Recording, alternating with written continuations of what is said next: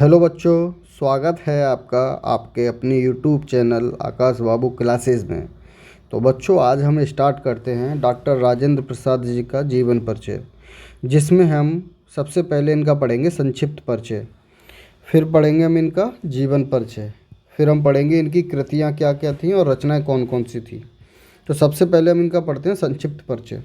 बच्चों, संक्षिप्त परिचय पढ़ने का आशय हमारा ये होता है कि जब हम जीवन परिचय लिखने के लिए बोर्ड एग्ज़ाम में बैठते हैं तो हमें किसी भी कवि का और लेखक का जीवन परिचय याद तो रहता है, लेकिन हम उनमें से उनकी चीज़ें भूल जाते हैं। जैसे कि उनका जन्म दिवस भूल गए, जन्म स्थान की जगह ही भूल गए, ठीक है, उन्होंने कौन कौन संपादन दिए ये सब भूल गए।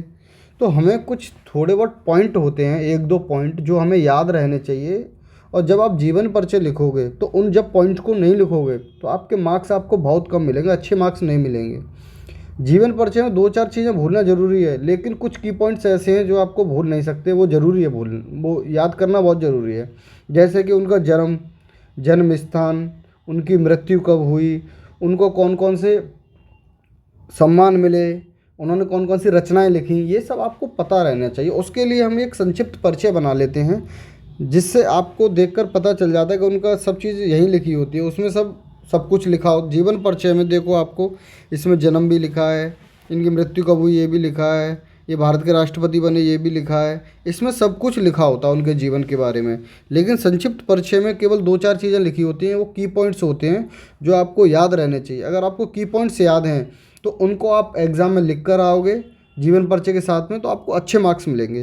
तो सबसे पहले हम स्टार्ट करते हैं इनका संक्षिप्त परिचय। देखो, इनका जन्म हुआ था 3 दिसंबर 1884 ईस्वी में। जन्म स्थान था जीरादेई छपरा। छपरा पड़ता है बच्चों बिहार में। बिहार में जीरादेई नामक स्थान पर छपरा में इनका जन्म हुआ था। मृत्यु हुई थी इनकी 28 फरवरी 1963 ईस्वी में। बच्चों, ये भारत के राष्ट्रपति भी रह चुके हैं, प्रथम राष्ट्रपति रह चुके हैं भारत के। इन्हें भारत रत्न से अलंकृत भी किया गया है। भारत रत्न भारत का सर्वोच्च सम्मान होता है, उससे इन्हें अलंकृत किया गया, इनको मिला हुआ है। संपादन में इन्होंने लिखा है देश पत्रिका।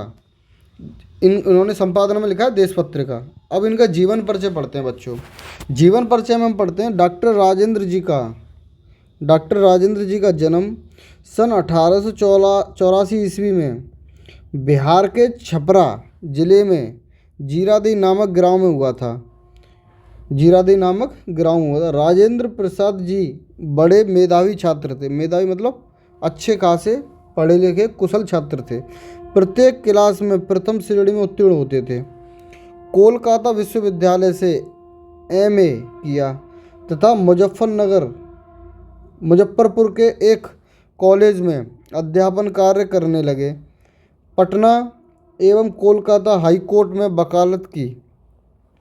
भारतीय राष्ट्रीय कांग्रेस के 3 बार अध्यक्ष रह चुके हैं। सन 1962 तक भारत के राष्ट्रपति रहे तथा सन 1962 ईस्वी में राजेंद्र बाबू को भारत का सर्वोच्च पुरस्कार भारत रत्न मिला। देखो, आपको ये चीज़ें पता होनी चाहिए, ये राष्ट्रपति कब तक रहे, सन 1962, ये आपको पॉइंट लिखना है।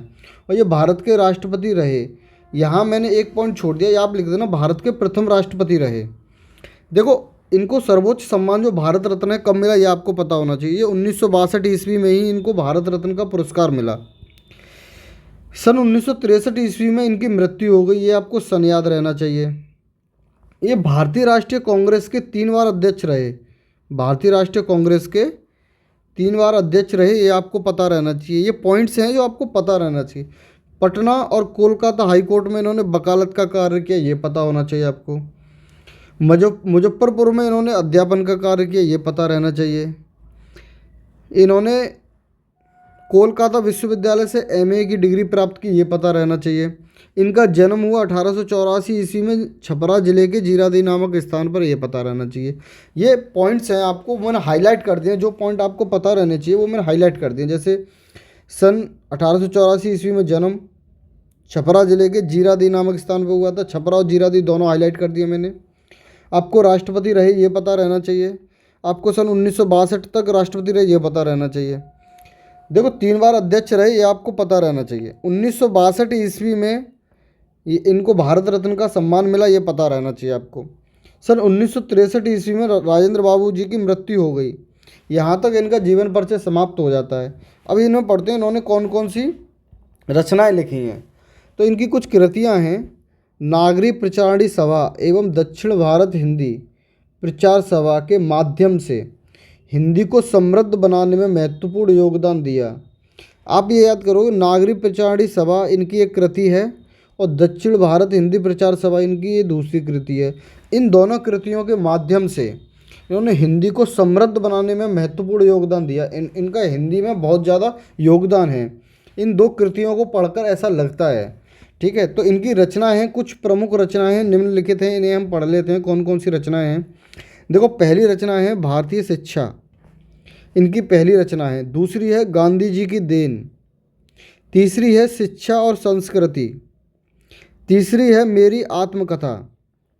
चौथी है बापू जी के कदमों में। पांचवी है मेरी यूरोप यात्रा। नेक्स्ट, संस्कृति का अध्ययन, खादी का अर्थशास्त्र, चंपारण में महात्मा गांधी। बच्चों, आपको ये सभी याद ना रह पाएँ तो कम से कम इसमें से 2-4 तो याद रखना ही। जब आपको जीवन परिचय लिखना होगा तो आपको रचनाएं, ऐसा नहीं है कि सारी रचनाएं भूल गए और जीवन परिचय लिख के आ गए। तो जीवन परिचय के आपको 3 मार्क्स मिल जाएंगे और रचना के 2 मार्क्स आपके कट जाएंगे, तो आपको फुल मार्क्स 5 मार्क्स नहीं मिलेंगे। तो आपको जीवन परिचय भी याद रहना चाहिए और आपको रचनाएं भी याद रहनी चाहिए। देखो, जैसे मैंने 1 2 3 4 5 6 7 8 9 रचनाएं कराई हैं। इसमें से कम आपको 5 रचनाएं तो याद ही करनी है। अब 5 रचना याद कर लोगे, उनको लिखा होगे। कृतियों में तो मैं आपको नागरिक प्रचारणी सभा और दक्षिण भारत हिंदी प्रचार सभा, ये 2 याद करनी है। और आपको जीवन परिचय में आपको जो की पॉइंट्स दिए हुए हैं ये आपको सब पता रहना चाहिए कि आपको भारत रत्न कब मिला, आपकी मृत्यु कब हुई, आपका जन्म कब हुआ, किस जगह पर जन्म हुआ, है ना, ये सब आपको पता रहना चाहिए। भारतीय राष्ट्रीय कांग्रेस के अध्यक्ष बने। आप देखो, जीवन परिचय की 10 लाइन में आपको मान लो 10 लाइन लिखनी है, उसमें से आप 6 लाइन भी लिखाओगे तो काम चल जाएगा। लेकिन आपको जो पॉइंट है वो याद रखना बहुत ज़रूरी है। जैसे जन्म, मृत्यु, जन्म स्थान, जैसे कहाँ पर जन्म हुआ इनका, इनको भारत रत्न कब मिला, भारत रत्न, ये राष्ट्रीय कांग्रेस के अध्यक्ष कब रहे और कितनी बार रहे, ये आपको पता रहना चाहिए।